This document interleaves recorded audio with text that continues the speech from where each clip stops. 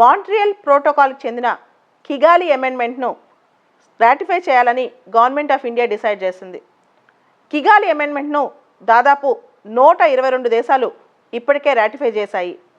ఈ మధ్య కాలంలోనే అమెరికా, చైనా కూడా కిగాలి అమెండ్మెంట్లో భాగస్వాములు అయ్యాయి. ఇప్పుడు భారతదేశం కూడా.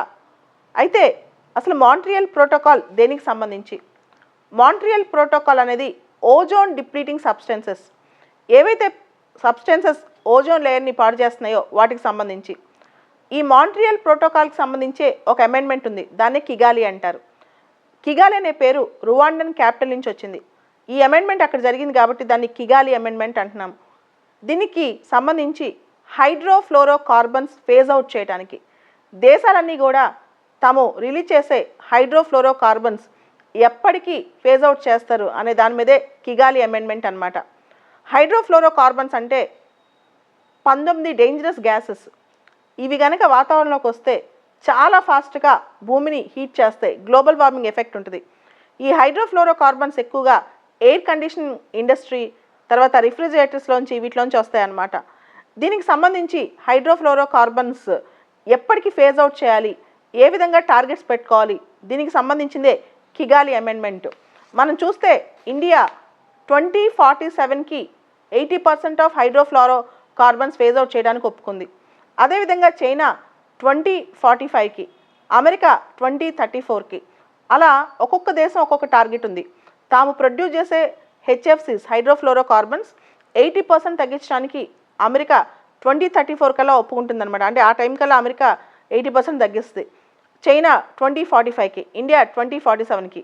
అన్ని దేశాలకి ఒకే షెడ్యూల్ లేదు. దేశాన్ని బట్టి, దాని పరిస్థితులను బట్టి షెడ్యూల్స్ వేరే వేరేగా ఉన్నాయన్నమాట. అదేవిధంగా కిగాలి అగ్రిమెంట్కి సంబంధించి ఇండియాకి స్పెసిఫిక్గా ఈ అగ్రిమెంట్ సంబంధించి ఇండియా చాలా మందితో డిస్కస్ చేయాలి. ఇండియాలో ఉన్న ఇండస్ట్రీస్తో, రకరకాల స్టేక్ హోల్డర్స్తో డిస్కస్ చేయాలి. ఆ డిస్కషన్స్ 2023లో స్టార్ట్ చేస్తుందంటే ఇండియా 2028 నుంచి తన ఆబ్లిగేషన్స్ ఫుల్ఫిల్ చేయడానికి స్టెప్స్ స్టార్ట్ చేస్తుంది. డిస్కషన్స్ ఏమో 2023లో. ఎందుకంటే ఎయిర్ కండిషన్ ఇండస్ట్రీస్ కానీ, రిఫ్రిజిరేటర్ ఇండస్ట్రీస్ కానీ వీటన్నిటిలో టార్గెట్స్ ఇవ్వాలి అంటే అందరు స్టేక్ హోల్డర్స్తో మాట్లాడాలి. 2023లో డిస్కషన్ స్టార్ట్ చేస్తుంది. 2028 నుంచి ఇంప్లిమెంటేషన్ స్టార్ట్ చేస్తుంది.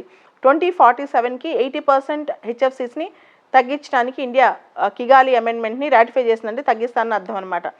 దాదాపు 122 దేశాలు వీటిని ఇప్పటికే రాటిఫై చేశాయి, టార్గెట్స్ పెట్టుకుంటున్నాయి. ఇది శుభ పరిణామం. ఎందుకంటే ఐపీసీసీ రిపోర్ట్ ప్రకారం, ఈ మధ్య రిలీజ్ అయిన inter governmental panel for climate change report ప్రకారం దాదాపు ప్రీ ఇండస్ట్రియల్ లెవెల్స్ కంటే ఇప్పటికి 1.1 డిగ్రీ సెల్సియస్ టెంపరేచర్స్ పెరిగాయి. అది 2100 కల్లా మ్యాక్సిమం 2 డిగ్రీస్ కన్నా మించితే చాలా వినాశనం అని. కానీ ఈ మధ్య వచ్చిన ఐపీసీసీ రిపోర్ట్లో 1.5 డిగ్రీ సెల్సియస్ 2040, 2050 కల్లా రీచ్ అయిపోతాం. ఆ తర్వాత 10 ఏళ్లలోనే 2 డిగ్రీ సెల్సియస్ రీచ్ అయిపోతాం అని చెప్పి.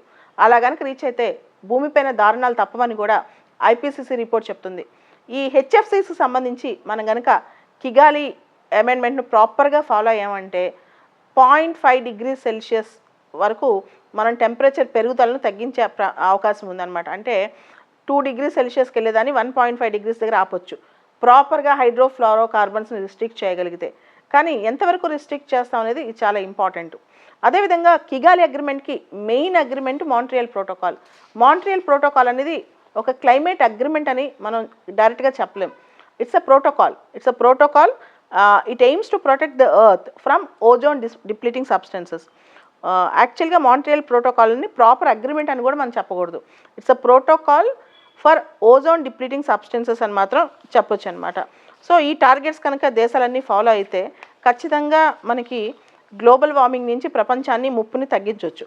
అయితే ఎంతవరకు ప్రపంచ దేశాలు ఇవి ఫాలో అవుతాయనేది చాలా ఇంపార్టెంట్. అసలు ఈ కిగాలి అమెండ్మెంట్ అనేది 2016లో జరిగింది.